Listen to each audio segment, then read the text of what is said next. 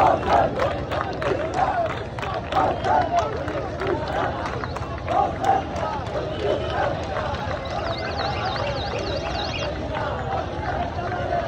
মুহূর্তে যে মিছিলটি দেখা যাচ্ছে মশাল মিছিল বাজারে, এটি হচ্ছে তারা জামাত শিবিরের বিপক্ষে একটি মিছিল নিয়ে আসছে বিএনপির লোকজন, যাদের স্লোগান হচ্ছে জামাত শিবির রাজাকার এই মুহূর্তে বাংলা ছাড়।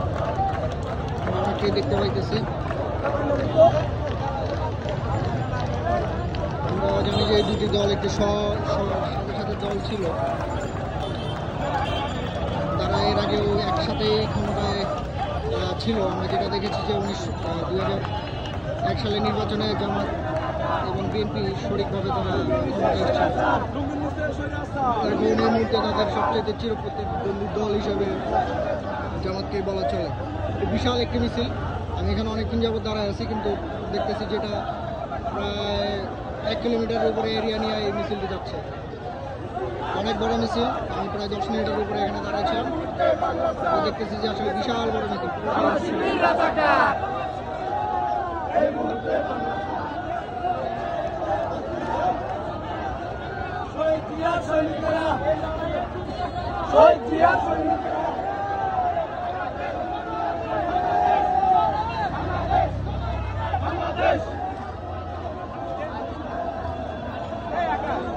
খুবই বড় একটি মিছিল, যাদের স্লোগানই হচ্ছে জামাত শিবির রাজাকার এই মুহূর্তে বাংলা ছাড়।